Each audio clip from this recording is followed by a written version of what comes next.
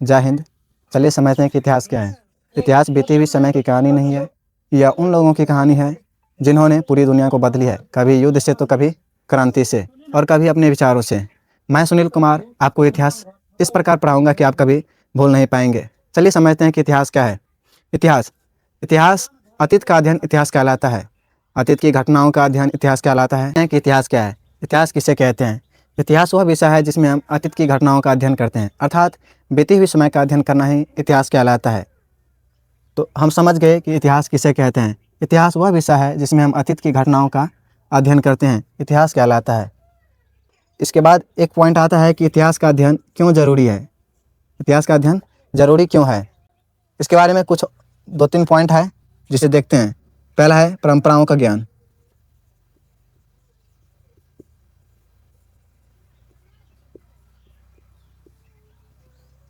दूसरा है संस्कृति का ज्ञान।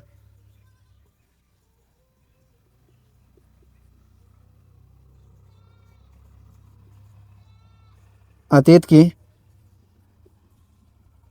गलतियों से सीखना। अगला है भविष्य में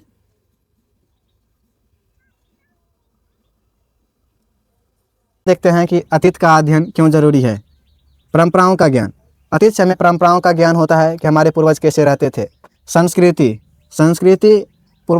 हमारे पूर्वजों की संस्कृति कैसी थी, वो किस प्रकार का त्यौहार मनाते थे, कैसे भाषा बोलते थे, कैसे उसका रहन सहन थे, ये सब का ज्ञान होता है। अगला है अतीत की गलतियों से सीखना।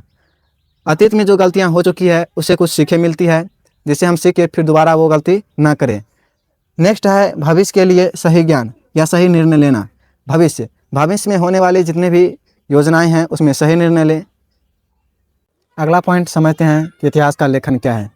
इतिहास का लेखन का तात्पर्य है कि अतीत की घटनाओं को खोज कर, उसकी जांच कर, उसे लिखित रूप में प्रस्तुत करना ही इतिहास का लेखन कहलाता है। विश्व में पहली बार इतिहास का लेखन यूनान के एक इतिहासकार थे हेरोडोटस। हेरोडोटस ने 500 BC के आसपास एक पुस्तक लिखा हिस्टोरिका, और यहीं से लेखन प्रारंभ हुआ।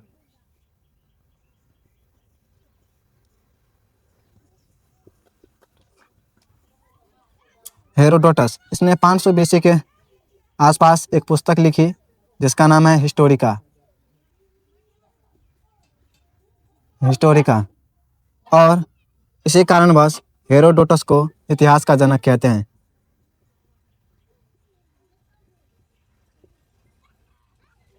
एक बार फिर से इसे समझते हैं इतिहास का लेखन क्या है।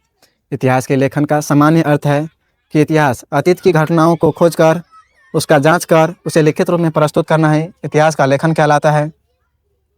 विश्व में पहली बार इतिहास का लेखन हेरोडोटस नामक इतिहासकार ने किया था। इसने अपनी पहली पुस्तक 500 BC के आसपास लिखा था, और जिस कारण इसे हेरोडोटस को इतिहास का जनक कहते हैं। आगे बढ़ते हैं और देखते हैं कि BC और AD क्या है। हमेशा स्टूडेंट को कन्फ्यूजन होता है कि BC क्या होता है और AD क्या होता है। तो चलिए समझते हैं कि BC और AD क्या होता है। Birth of Jesus Christ. जब ईसा मसीह का जन्म हुआ तो उस समय से समय की गणना प्रारंभ हुई। जन्म के पहले के समय को BC कहते हैं और जन्म के बाद के समय को AD कहते हैं। BC का फुल फॉर्म होता है बिफोर क्राइस्ट और AD का फुल फॉर्म होता है एनो डोमिनी। ईसा मसीह के जन्म से पहले के समय को BC कहते हैं और जन्म के बाद के समय को एनो डोमिनी कहते हैं। तो इसको हिंदी में कहते हैं ईसा पूर्व, और इसको हिंदी में कहते हैं ईसवी।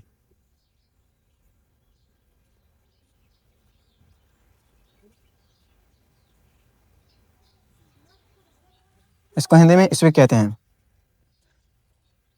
BC में जितना पुराना या जितना बड़ा नंबर दिखे उतना बड़ा ये पुराना समय होता है।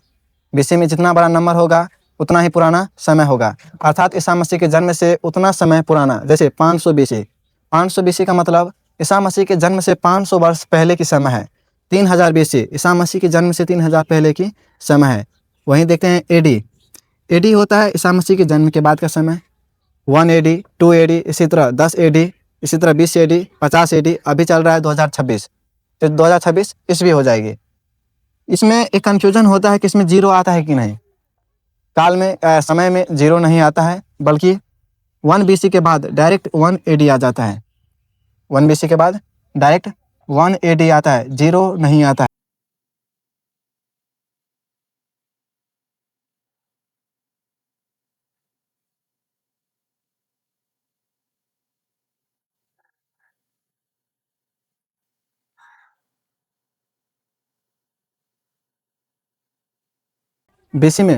BC में नंबर ऊपर की तरह जाती है, जैसे 1 BC के बाद 2 BC और 3 BC ऐसे जाएगा, और जहाँ तक जाएगा वहाँ तक गिनती होगी।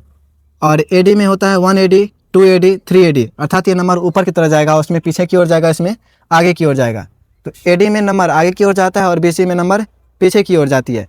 BC में जितना पुराना या जितना बड़ा नंबर दिखेगा उतना पुराना समय होगा, और AD में जितना बड़ा नंबर होगा उतना नया समय होगा। आगे बढ़ते हैं और देखते हैं इतिहास का काल विभाजन, अर्थात विश्व स्तर पर इतिहास को कितने भागों में बांटा गया है। विश्व स्तर पर इतिहास को 3 भागों में बांटा गया है: प्राचीन इतिहास, मध्यकाल इतिहास और मॉडर्न इतिहास, आधुनिक इतिहास। तो पहला है एंशिएंट हिस्ट्री, दूसरा है मीडिएवल हिस्ट्री और तीसरा है मॉडर्न हिस्ट्री। एंशिएंट हिस्ट्री को 3000 BC से 700 AD के मध्य रखते हैं।